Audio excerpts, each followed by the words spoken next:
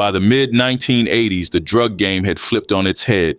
Los Angeles was no longer just a player, it was becoming the new Miami, the fresh pulse of America's cocaine economy.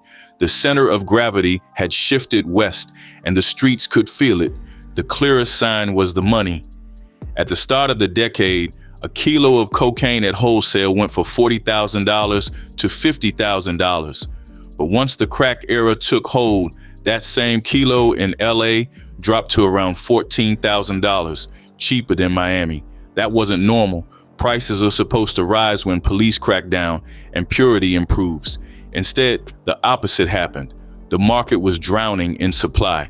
No matter how many busts law enforcement made, more cocaine kept coming. The flood was unstoppable and prices collapsed. For years, cocaine had poured into the U.S. through the East Coast, with Miami and New York controlling the I-95 pipeline. But by the mid-80s, that old map was being torn up. South Florida was locked down with heavy air and sea patrols, and the Colombian cartels adapted fast. They shifted west, cut deals with Mexican smuggling families, and pushed their product across the southwest border straight into Southern California. The result was dramatic. Los Angeles became what federal agents openly called the new Miami, a major hub for drug distribution and money laundering. Thousands of cartel operatives moved into the region, quietly taking control of an estimated 40% of the entire U.S. cocaine market. The shift was so massive, it caught national attention, with headlines describing how Colombian traffickers had turned LA into a full-blown cocaine capital. And with that shift came violence. By the mid-80s, LA's drug scene wasn't just bigger than the East Coast, it was uglier and more vicious. By 1988, an estimated 300,000 pounds of cocaine were flowing into the city. The cartels weren't sentimental about geography, they were businessmen. Miami had become too risky. LA, with its land routes and established smuggling networks, was the smarter move. Mexican smuggling families had been moving contraband along these paths for decades. Once they partnered with the Colombians, the gates swung wide open. Massive shipments poured into California, and right behind them came the enforcers. First hundreds, then thousands of Colombian mobsters settling into the city. The money told the story better than anything else. In 1988, cash reserves at the Federal Reserve Bank of Los Angeles hit $3.8 billion. Just 4 years earlier, that number was $165 million. There was no mystery behind the spike. As one DEA agent put it, there was only one explanation. Billions of dollars in drug money were being washed clean every year. By that same year, authorities in LA were seizing more drug cash than anywhere else in the country, over $100 million in a single year. These weren't street crews anymore. These were international enterprises, vertically integrated from top to bottom. They controlled the labs, the pilots, the accountants, the transport, and the distribution. Chemists refined the product. Pilots flew the routes. Financial experts tracked the money. It was a corporate machine, just an illegal one. What surprised many agents was what didn't happen. LA never turned into another Miami from the 1970s, with open warfare and bodies piling up in the streets. The Colombians had learned a lesson the mafia learned long before. Excessive violence brings heat. Their reputation alone was enough. As one agent put it, they didn't need to kill anymore. They were already feared. They had gone from street-level chaos to boardroom-level control. Behind the scenes, their money laundering crews worked with military discipline. They moved from bank to bank, sometimes hitting 20 branches in a day, depositing just under $10,000 each time. Staying below the reporting threshold kept the treasury off their trail and ensured the cash flowed safely back to Colombia. While the cartels were perfecting their operation, a street-level revolution was unfolding in South Central. Before crack, there was freebasing, a dangerous, complicated process involving ether. It never spread far. It was risky, expensive, and impractical. Then someone figured out a baking soda. That single change rewrote everything. Powder cocaine could now be turned into crack cheaply and quickly. You didn't need $100 anymore. With $20 or less, you could buy a rock. Overnight, cocaine became accessible to entire neighborhoods. In South Central, crack exploded. For the Crips and the Bloods, it was a financial gold rush, instant money, massive demand, and they went all in. The Colombians needed muscle and street access. The gangs needed supply. The alliance was inevitable. One DEA agent called it an unholy partnership. The cartels dropped off the powder and the gangs cooked it into crack, spreading it block by block, city by city. In 1988 alone, these gangs were linked to more than 450 killings, and it didn't stop in LA. Crips and Bloods used the interstate highway system to move drugs into more than 50 cities, from Anchorage to Baltimore. This partnership gave rise to a new kind of dealer, prison-hardened, desensitized to violence, and quick to pull the trigger. They had the street credibility to navigate gang politics and the ambition to expand far beyond the inner city. Crack networks stretched from the West Coast into black neighborhoods across the entire country. At the center of it all stood the Crips. They dominated the streets, accounting for roughly 60% of black gangs in Los Angeles, with an estimated 15,000 members nationwide. They weren't just a gang anymore.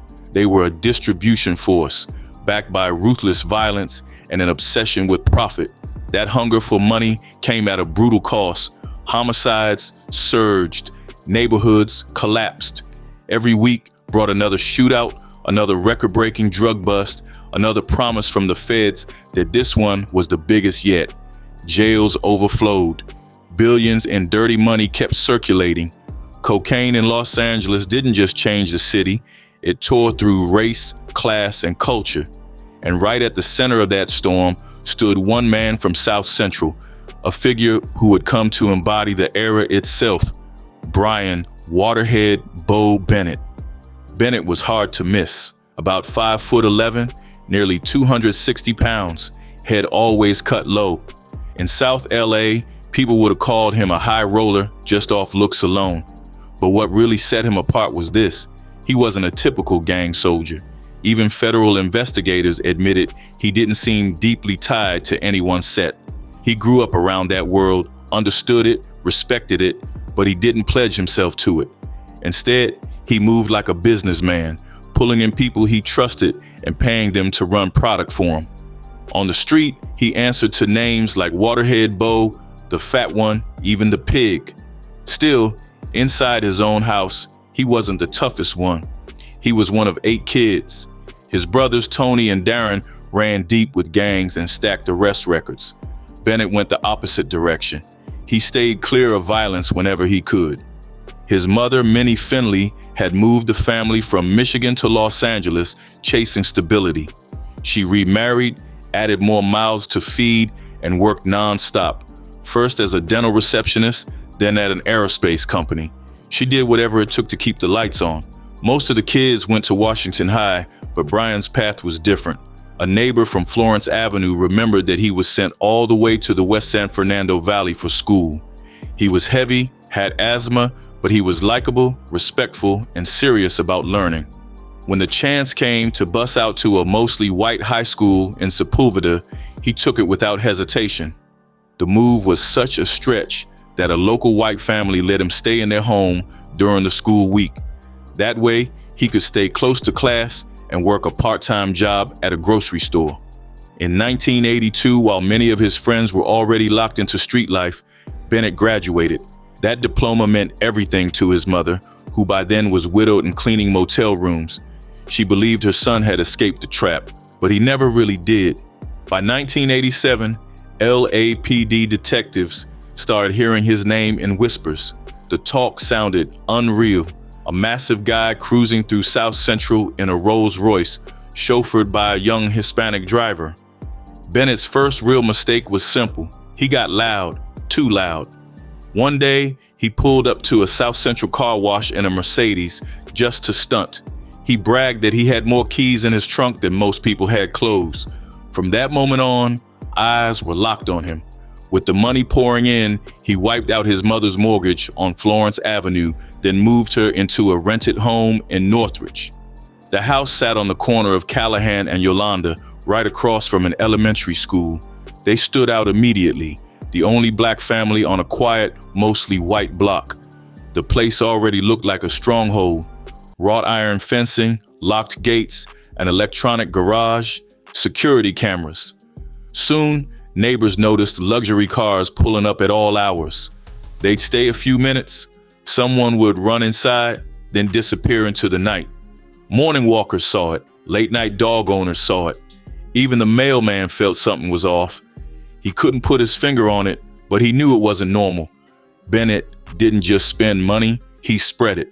He bought his sister Carmen a nail salon and a condo in Tarzana. He set his brother Darren up in a Wilshire Boulevard high-rise, casually covering a $3,000 monthly rent. For him, it was nothing, but being on top meant staying invisible. Bennett kept moving. He placed his common-law wife, Linda Payton, and their son, Brian Jr., in an apartment in the San Fernando Valley. For himself, he dropped $200,000 cash on a hideaway house in Chatsworth. The business stayed close to family, so everyone needed cars. He kept a fleet of 10 low-key vehicles just for operations, though he personally favored a Mercedes or a Corvette. All that generosity came with heavy overhead, but Bennett was clearing money faster than he could spend it. Even as cocaine prices crashed in the late 80s, the cash flow stayed insane. Down in Colombia, a supplier named Oscar moved kilos to Mario Villabona for about $10,000 each. The breakdown was clean and cold. $3,000 to the growers and chemists, $2,000 to the Mexican smugglers. The remaining $5,000 went straight into Oscar's pocket. Once the product reached California, Villabona and Bennett pushed the price to $12,000 a kilo and split the profit. On a strong week, Bennett was clearing close to $1 million. Bennett's rise told a larger story, one about how the cocaine trade hollowed out urban neighborhoods. It didn't just bring drugs, it created a smarter, more organized, and far more dangerous criminal class. The business sold a dream, wealth, status, escape, and it pulled in some of the brightest minds trapped in the inner city. Bennett didn't see himself as a thug. He saw himself as an executive. Dealing to him wasn't chaos, it was strategy. Partnering with the Cali cartel wasn't reckless, it was smart business. In his mind, the structure was clear. Oscar was the chairman of a global corporation. Bennett was the CEO of the California division. Villabona was the president, sent north in 1983 to expand operations. And the mission was simple: crack the inner city market. Powder cocaine prices were collapsing. The wealthy market had peaked. Crack was cheaper, addictive, and moved fast. The profit was in volume. The black community became the target, seen not as people, but as consumers. Somehow, Villabona identified Bennett as the perfect bridge to Blackstreet gangs. Whether it was planned or pure chance is still unclear. What is clear is that the partnership exploded. Together, they built an empire at frightening speed. By 1988, they were moving a ton of cocaine every week, pulling in up to $4 million a month. Crack wasn't just present in South Central, it ran the local economy. The trade had grown into a $5 million a week machine, powered by one critical advantage: direct access to the Colombians. Now, when investigators who worked the streets back then look back on how it all began, they don't all tell the same story. Some believe the connection started behind bars, where black dealers and Colombian traffickers crossed paths inside federal prisons and quietly built their first relationships. Others thought it was more deliberate, that the Colombians went looking for black dealers who could open the door to the fast-growing crack market in the inner city. The truth was probably somewhere in the middle, a perfect storm. Cocaine was flooding the market at the exact moment crack was exploding in popularity. One fed the other. Suddenly, LA was packed with dealers moving 200 to 300 kilos a month, like it was normal business. The volume alone changed everything. What used to be unimaginable became routine. A DEA agent later said cocaine was so cheap they were practically giving it away. What once took a king's ransom to move now sat in the trunk of a car, carried around by errand boys, rolling with 30 or 40 kilos at a time. In South Central, the scale went crazy. Dealers weren't talking ounces anymore. They were pushing hundreds of pounds a month. Crack spread so fast that anyone close to the trade was instantly labeled an addict, whether they were or not. When crack hit the inner city, it didn't just expand the drug market, it created an entirely new one overnight. Same addiction as powder cocaine, but now it was cheap, fast, and everywhere. $10 could buy a rock on almost any corner. That accessibility changed the streets forever. Local gangs handled the retail side, while wholesalers like Brian Bennett flooded neighborhoods with cocaine that was both inexpensive and unusually pure. This was the spark that lit the crack epidemic. One agent described it as cocaine turning into fast food, cheap everywhere and devastating in its impact. According to federal drug officials, the operation run by Bennett and Mario Villabona was moving more than a ton of crack every single week, stretching from Los Angeles all the way to Detroit. This wasn't just another crew.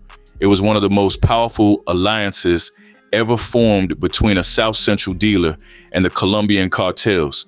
Bennett wasn't just supplying blocks, he was feeding thousands of rock houses across the country with a supply line that ran straight back to South America.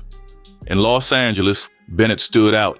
He cruised around in a black Mercedes convertible, owned check cashing stores, and paid for everything with thick rolls of cash. Authorities say he first popped onto their radar in early 1987, right as he started supplying the rapidly multiplying crack houses across South Central. Bennett was a product of LA tied into its most violent street gangs. He came up in South Central, learned the streets early, but once the money stacked up, he moved out. He left the neighborhood behind and settled into suburban comfort. The money still came from the inner city, but the danger stayed there too. In his place, kids as young as 13 were left running rock houses and handling street sales. These were the ones bringing the chaos, young, armed, and reckless. One DEA agent summed it up simply. The real danger wasn't the kingpins. It was the low-level dealers who didn't know fear yet and felt like they had nothing to lose.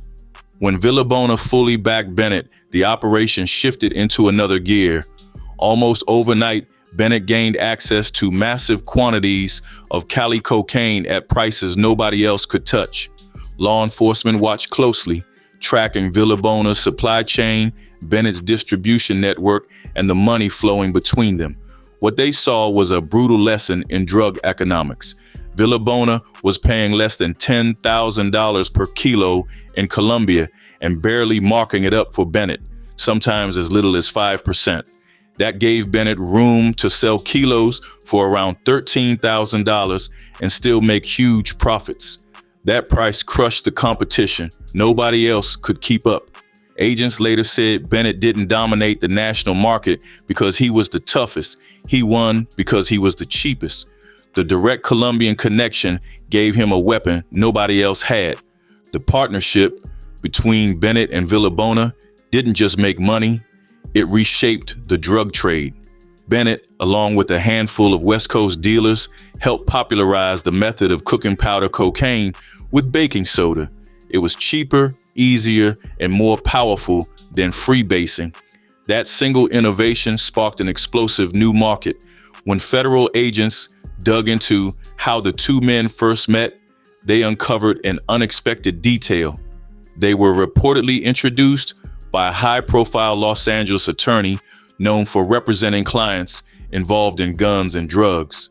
For Villabona, Bennett was the perfect bridge, someone with street credibility who could move serious weight in the inner city.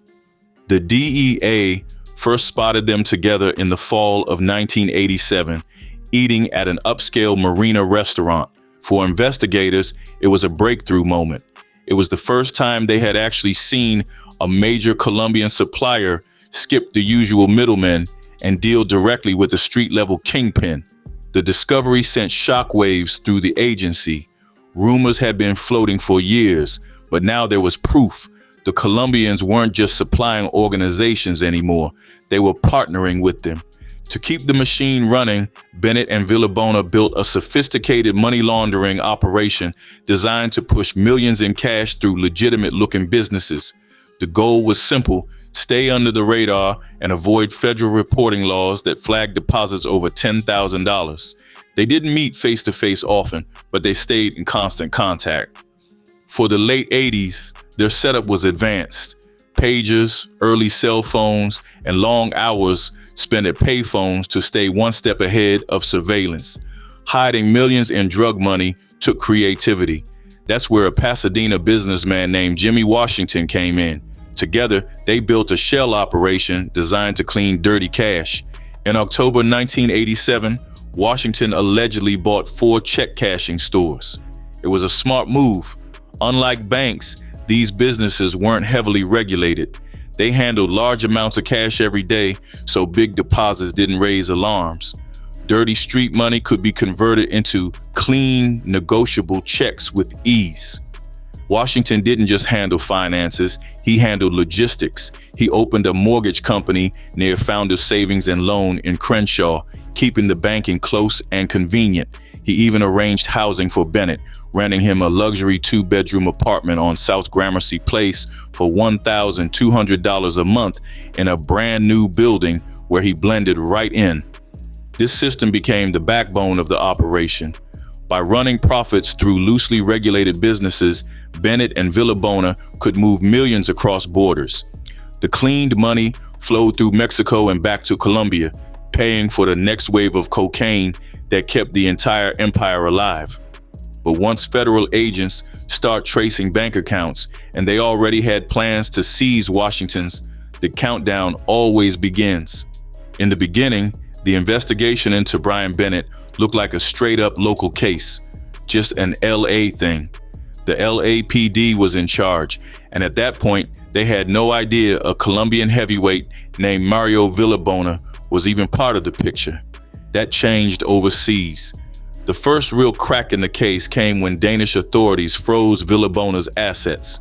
On December 4th, 1987, Denmark's national police alerted the DEA that Villabona had landed in Copenhagen. He wasn't alone. Traveling with him were his Danish wife, Helle Nielsen, and Brian Bennett. Denmark's wiretap laws were loose compared to the US, so police moved fast. They bugged Villabona and Bennett's phones at the Savoy Hotel in Copenhagen. When the pair later relocated to Villabona's father-in-law's house in the quiet town of Aalborg, the taps followed them there too. Investigators noticed something else. The two kept leaving the house to use a public payphone in the middle of town. That phone got tapped as well. Within days, Danish police were listening to conversations spelling out the movement of thousands of kilos of cocaine from Colombia to Los Angeles, and the laundering of about $1 million in drug money straight back to South America. That's when the scale became clear. Bennett wasn't a neighborhood hustler. He was running a full-blown organization with more than 50 people under him: lieutenants, couriers, money handlers. Even crazier, he was directing much of it from a makeshift command center tucked inside a rundown shopping plaza in South Central LA. The system was tight. Once a shipment landed, Villabona's people handed it off to Bennett's crew within a day or two. But Villabona kept his cards close. Bennett never knew the inner mechanics of the Colombian supply chain. Those details stayed locked between Villabona and his people, and even then, they spoke almost entirely in code. On tape, Villabona talked about melons, green melons, and tires. To anyone else, it sounded harmless. To investigators, it was clear: drugs and cash. The Danes also cracked his money play. Villabona was buying money orders just under 10 grand to avoid triggering bank reports, funneling them into Danish accounts. Some money stayed in Europe, but most of it circled back through the US and ended up in Colombia to pay for the next shipment. From Denmark, Bennett and Villabona kept moving. Next stop, Milan. Italian police bugged their room at the Hilton. grabbing even more incriminating conversations. After that, the trail ran through Mexico City before the two finally returned to Los Angeles in January 1988. Villabona's lawyer later claimed they were just friends with legitimate business ties, but law enforcement saw something else entirely. After that European trip, they weren't just being watched, they were being hunted. More than 150 federal and local agents were tracking their movements. The DEA described the operation as highly sophisticated. On paper, it looked clean. Mortgage companies, check cashing stores, multiple businesses scattered across LA. In reality, those businesses were fronts used to wash money and move drugs. Houses across the city were rented not to live in, but to stash cash and cocaine. Villabona stayed planted in a Malibu residence with his girlfriend. Bennett stayed mobile, rotating between Wilshire apartments and houses in Northridge and Tarzana. He even dropped $1 million on a property in Arizona that he called his getaway spot. Then there was Melvin Butler, better known as Mel Dog, a Crip with reach. Mel Dog was the bridge between Bennett and inner city crews nationwide. He knew exactly where to find buyers. At the Leonard Hagler fight, he wasn't watching boxing, he was shopping. That night opened the door to Washington, D.C. Rayful Edmonds' rise to the top started with Mel Dog. Butler's strategy was simple. Big fights meant big dealers from out of town. When he spotted Rayful, he knew he'd found the right guy to crack D.C. wide open. Mel Dog played matchmaker. He introduced Rayful to Bennett, and just like that, D.C. got plugged directly into Colombian supply. Rayful's crew became one of Bennett's biggest customers, dropping millions at a time. Through Bennett and Mel Dog, Rayful gained what most dealers only dreamed of, an almost unlimited supply of cocaine straight from Villabona. The deal stayed clean. Rayful brought the cash to LA, the bricks went back to DC. This was cartel-level globalization. In the 1980s, Colombian organizations controlled most of the cocaine hitting U.S. streets. The pipeline ran from the Andes Mountains straight into the narrow streets of Northeast DC, known as the Strip. On the Strip, $50 bags moved faster than they could bag them. With Bennett as the plug, Rayful didn't just sell drugs, he flooded the city. Because Rayful was such a major customer, he knew whenever shipments landed, usually twice a month. From that connection alone, Bennett was pulling an estimated $1.5 million in profit every single week. Mel Dog's role was critical. He wasn't part of Bennett's crew or Rayful's organization. He was the broker, the missing link that connected West Coast wholesalers to East Coast retailers. That distance gave everyone protection. Rayful never met Villabona. He didn't even know his name. Bennett was the only point of contact. Everyone else handled logistics, keeping layers between the money and the source. Deals followed strict rules. When Bennett and Rayful met, they'd party, talk, and build trust, but no drugs or cash ever changed hands in person. Everything moved through underlings. Bennett and Butler occasionally traveled to DC, officially to hang out. Unofficially, it looked more like wholesalers checking in on their best client.